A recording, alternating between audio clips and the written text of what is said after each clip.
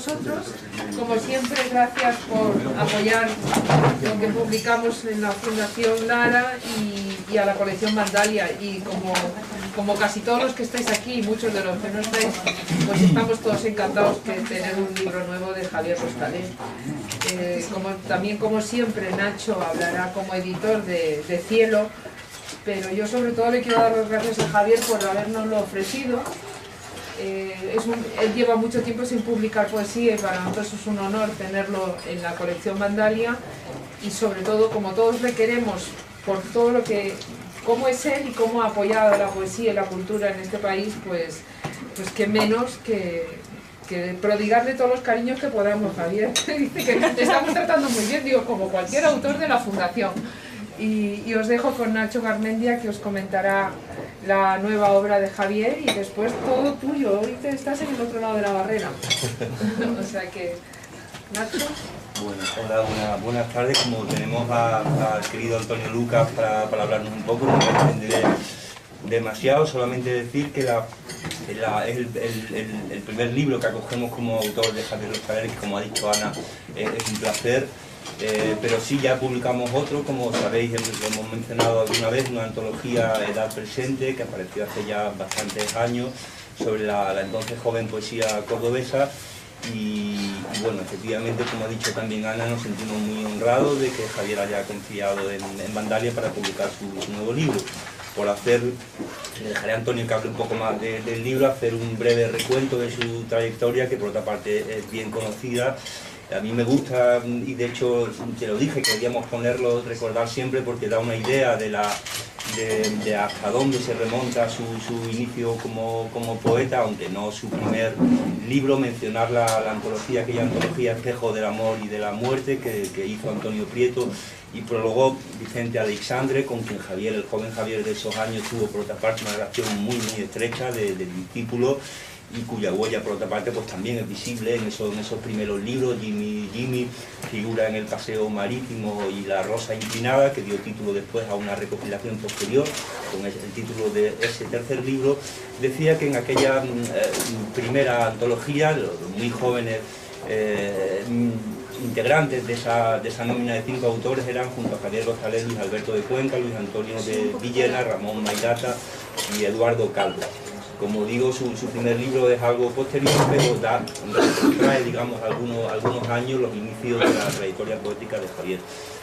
Después de esos 3 títulos que he citado, como bien dice Diego Doncel, que ha hecho un excelente epílogo, La realidad sublimada, sobre Cielo y sobre la trayectoria de Javier Rostalé, también se acaba de referir Ana a ello, a la dedicación periodística de Javier, y creo que aquí todos los amantes de la poesía tenemos una deuda con él por su labor, especialmente a través, pero no únicamente a través de la radio, en el programa La Estación Azul y en otros espacios radiofónicos, en los que se ha mostrado siempre como un crítico muy lúcido y muy generoso, cualidades que también se le podían atribuir a su maestro Aleixandre, y que desde luego él ha heredado absolutamente, ¿no? Esas dos cosas lo distinguen: la lucidez, la perspicacia crítica, el profundo conocimiento del género y también la generosidad, que es algo que todos los que lo conocemos sabemos que caracteriza no solamente al poeta, sino sobre todo al hombre. Como digo, después de ese largo paréntesis, al que él se refiere también, esa dedicación periodística en la que abandonó temporalmente el cultivo de la poesía, empieza lo que podríamos llamar su época grande, primero con Hondo es el resplandor y la Estación Azul, y sobre todo con sus dos libros siguientes, que forman junto con este no exactamente una trilogía, pero el propio Javier lo relaciona, lo hace también Doncel, y por lo demás es evidente para cualquier lector. Tanto Tormenta Transparente, que es su no anterior, sino el anterior a El Pulso de las Nubes, que sería el siguiente, y este Cielo, tienen un aire de familiaridad que, como explica muy bien Diego Doncel, sigue una poética o un movimiento, una deriva de despojamiento. Él usa, Javier, la propia palabra y la dice también, de depuración, en la que por una parte, como señala de nuevo muy bien Doncel, la referencia autobiográfica se diluye, casi desaparece, la huella directamente autobiográfica, pero al mismo tiempo, como señala muy bien Doncel, no es una poesía que caiga en lo abstracto, sino que tiene un profundo arraigo en lo real.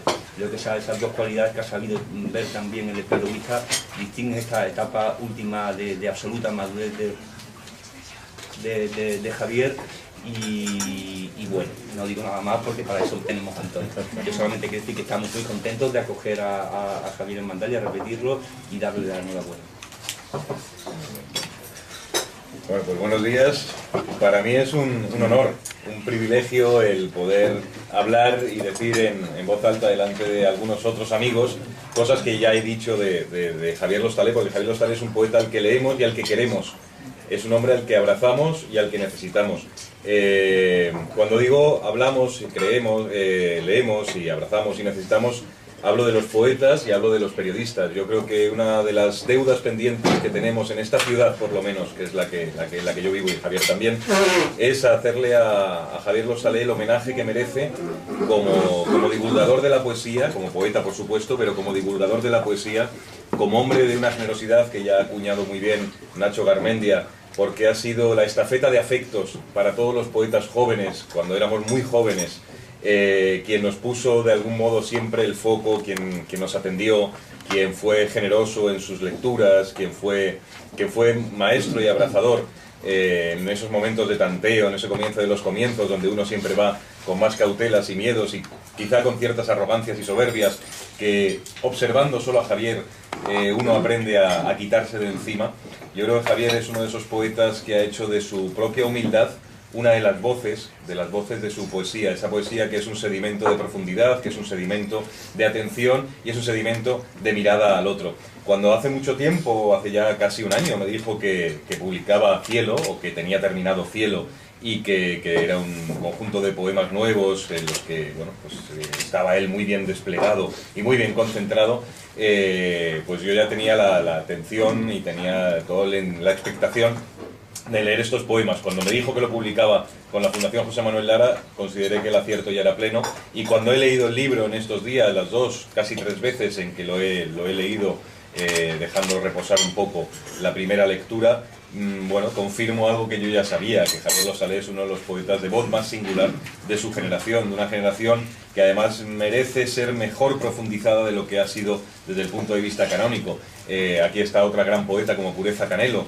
Yo creo que Pureza y Javier forman parte de esa escudería, de ese linaje de los poetas que han ido haciendo el camino, casi a veces braceando en dirección contraria, pero que el tiempo les ha dado la razón, porque han ido afianzando y han ido estableciendo una obra poética, un cuerpo, una voz, una sensibilidad propia y lo mejor de ellos transferible. Uno aprende leyendo a Javier Lostalé. Y yo he hecho aquí unas notas de lector entusiasta, pero de lector muy sincero, sobre lo que este cielo me ha ido generando, me ha ido descubriendo, ¿no? Yo creo que la poesía de Javier, que leemos en Cielo y que también está en esa, no sé si trilogía, como decía Nacho, y creo que Javier de algún modo también lo ha apuntado en alguna ocasión, pero por lo menos sí un ciclo bastante bien armado y bastante completo, con Tormenta Transparente y El Pulso de las Nubes. La poesía de Javier, decía, es eminentemente comunicativa y sensitiva. Yo creo que esto lo vincula también a una tradición extraordinaria que es la del romanticismo, pero también a otros poetas que son maestros ya, no solo Vicente Aleixandre, por supuesto, sino poetas como Francisco Brimes o poetas como Pablo García Baena, que ha fallecido hace muy poco y que creo que forman parte de esa galaxia y de ese territorio de lecturas privadas que Javier y que, como Javier, otros tantos, hemos intentado asimilar y hemos intentado también acercarnos, ¿no? Pero a la vez es una poesía que va desnudándose, que va alquitarándose con el tiempo, que alcanza plenitud en esa rara combinación de intensidad y de esencialidad que no es tan sencilla y para la que hace falta tener una molécula muy especial de poeta, ¿no? Los poemas de Cielo son poemas de una certeza y de una inquietud. La certeza de quien tiene un lugar propio en la poesía y la inquietud de quien asume la escritura como un atlas desde el que abrazar al otro, que es como decir abrazar al mundo. Creo que la poesía de Javier Lostalé es una poesía que nos invita a caminar juntos, es una poesía donde uno se reconoce, es un espejo hecho con el mejor azogue de la emoción, con el mejor azogue de la sensibilidad y de la audacia, porque es un poeta también tremendamente audaz en el registro de su propia escritura. Y el territorio de este libro es, como en gran parte de la obra de Lostalé, es el amor, o más exactamente la bañada transparencia del desamor, ¿no? De algún modo, la conexión con lo esencial a través del esplendor de lo caído. que es uno de los momentos donde la poesía de los Talés creo que alza mejor el vuelo, cuando ese esplendor de lo caído se convierte no en arrebato, sino sencillamente en reflexión, en espacio de mirada y en demora. Hay poemas aquí, que ya tendréis ocasión de leer si no lo habéis hecho todo ya, que es Abrazo, Misterio, No Basta, Borrado y Celeste o Ungido, que dan cuenta de la autenticidad de su poesía, de esa búsqueda de trascendencia que hay en las palabras, porque yo creo que Javier Los Talés, de esos poetas que no suceden todos, pero de esos poetas que cree ciegamente en el lenguaje. Es decir, él tiene en el lenguaje cifrada su identidad, su contorno de hombre, su dibujo de individuo, ¿no? Y esa necesidad de crear lo nombrado. Yo creo que también es hermoso ver cómo Javier va generando el mundo según lo va nombrando, lo va descubriendo, lo va abrazando, lo va de algún modo descifrando. Y instala al lector en el poema como un contorno más de ese hombre, de esa mujer que lee, porque encuentra en la poesía un referente vital de primerísima calidad.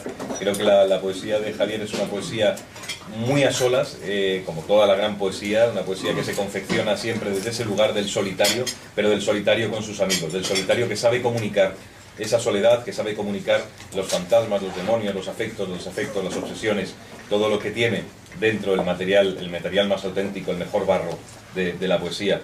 Y ahí en la obra de Javier, la estela de ese poeta silencioso, pero en combustión serena. Yo creo que es una poesía que prende muy bien desde su serenidad. En eso tiene a veces un ramalazo y una ráfaga también de los mejores poetas místicos, de esos poetas que en un momento dado, dentro de esa, digamos, de esa isla mínima, por utilizar el nombre de una película sevillana, dentro de esa isla mínima, convierte al fin y al cabo a todos los que nos acercamos hasta él en un archipiélago de cómplices, ¿no? Y eso es necesario y eso es hermoso. Ya decía que su tradición está en el romanticismo, en una sensualidad también incandescente. Diríamos que también tiene esa hermandad con un cierto kitsch, con el telurismo abierto de Alexandre, que ya habíamos visto, con la honda expresión de los grandes poetas que nos importan, y que lo hace en un poeta tremendamente moderno. Yo creo que Javier Los Talés es de esos poetas que, sabiendo utilizar muy bien los mimbres de la tradición, sabe convertirlos en una pértiga para saltar al tiempo de ahora, para saltar a la incertidumbre, para saltar a este momento de cierto desconcierto en el que vivimos, y hacer que esa precariedad de lo emocional, esa precariedad de lo sensitivo, sea al fin y al cabo el eje de una modernidad del decir, que es en la que estamos, y lo convierte también en una escritura, convierte su obra, su poesía en una escritura de resistencia contra lo obvio en favor de lo hondo. Yo creo que vivimos en un momento de obviedades, en un momento de una gradación muy ínfima en cuanto a la exigencia literaria, social, cívica y moral.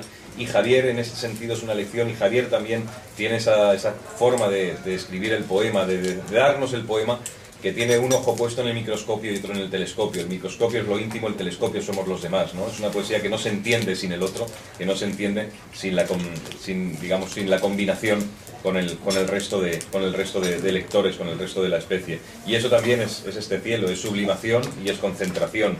La depuración como plenitud. Yo creo que uno, cuando alcanza ya una cierta edad de poeta, una cierta edad de lector, porque creo que Javier, sospecho que le gusta esa idea de Paco Brines, de que antes de intentar ser un buen poeta uno tiene que aspirar a ser un gran lector, y creo que él lo ha conseguido.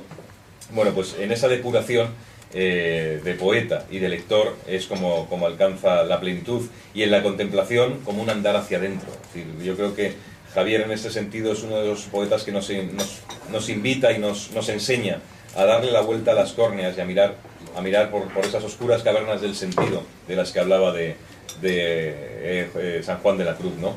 Entonces es lo vivido, incluso lo no vivido, pero sí acariciado en deseo, lo que da carga de intensidad a esta tensa y bella aventura que es cielo, que va dibujando en estos poemas un son de vida, ¿no? Un son de vida bien vivida, un son de vida bien untado, un son de vida que además nos impregna a los demás. Y que si los poemas a veces de cielo son de desamparo, son también de pensamiento. Yo creo que eso es otro de los puntales de la escritura de Javier Lostalé, el pensamiento refinado, es decir, la concentración de la idea dentro del poema, lo que no hace que el poema tenga ninguna filosofía, ni sea un poema de aspiración filosófica, pero sí es un poema que tiene una concentración metafísica, que es donde probablemente nos encontramos sus lectores, ¿no? En ese poema que se convierte en una plaza pública, donde uno también es capaz de firmar lo que le dice el poeta, y que si son de amor también son de testamento. Yo creo que eso es importante, y es así el misterio de la vida, y es así también su plenitud, y es así también su devastación, porque la poesía de Javier también habla de lo dañado, también habla de la avería, también habla de todo aquello que tiene de anómalo el no poder alcanzar a veces una cierta felicidad, aunque la palabra también esté tan devaluada, ¿no? Entonces, bueno, Javier Lostalé en este cielo tan necesario celebra y busca, y nosotros celebramos y lo buscamos a él para encontrarnos nosotros. Su sitio, como decía, también es el sitio del otro, su identidad es la experiencia del amor y de su ausencia, del amor y de su daño. Y este libro de Javier nos confirma a sus lectores lo que ya sabíamos, que la claridad y la exigencia ardiente de las palabras provocan que su escritura sea más que una invitación, sea un hecho que nos convoca, que nos alumbra, que nos completa, en definitiva. Así que Javier, enhorabuena, porque vaya libro de poemas. Enhorabuena. Ahí sí que has tocado cielo. Muchas gracias. Me toca.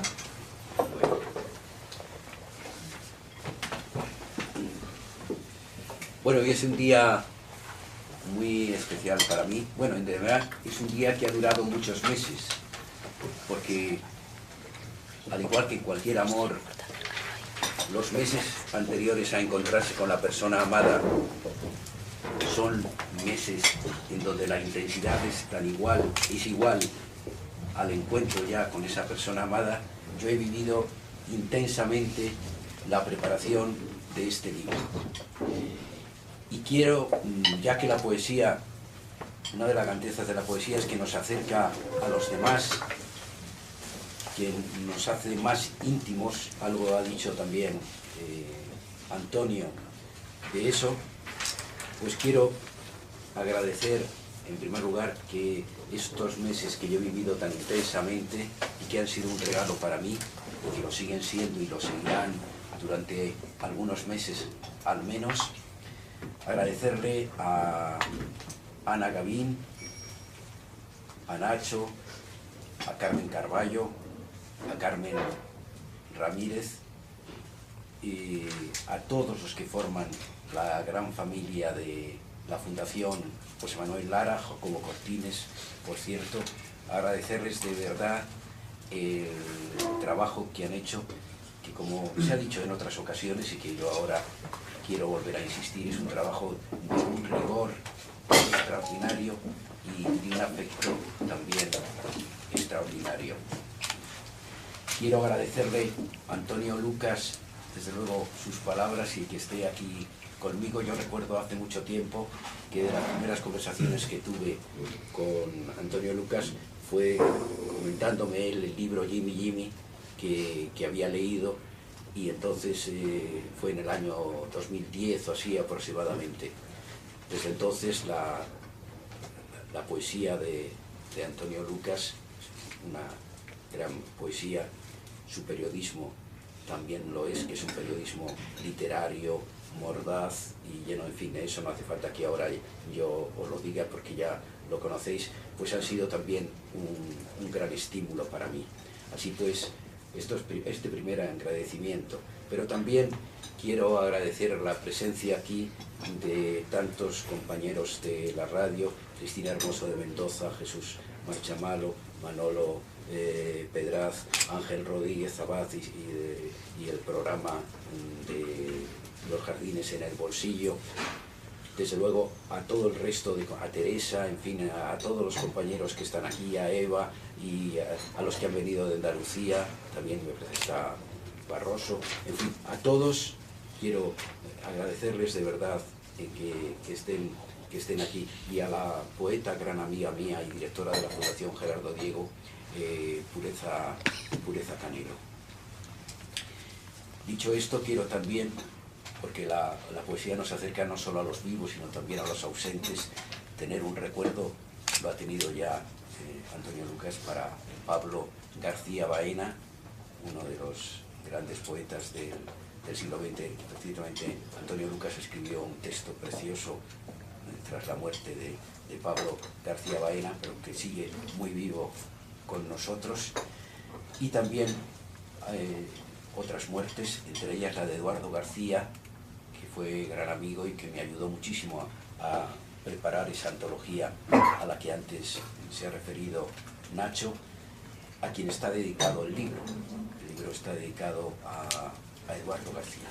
Hay otros nombres, el de Nacho Montoro, que ahora Espasa va a publicar precisamente, o sale en estos días, La Orquesta Revolucionaria, que fue un libro que dejó inédito.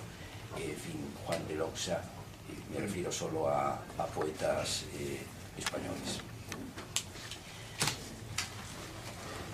Del libro puedo decir pocas cosas, las ha dicho ya todas ellas Antonio Lucas. Antes de que si queréis hacerme alguna pregunta, ya sabéis lo difícil que es hablar del propio libro. Sí he tenido una impresión al escribir este libro que no me ocurrió con los anteriores. Así como Tormenta Transparente, por ejemplo, yo tuve la conciencia exacta de cuándo iba escribiendo los poemas, sabía que los escribía por la noche y a una hora determinada. Y fue un libro en donde viví, eso lo he contado más de una vez,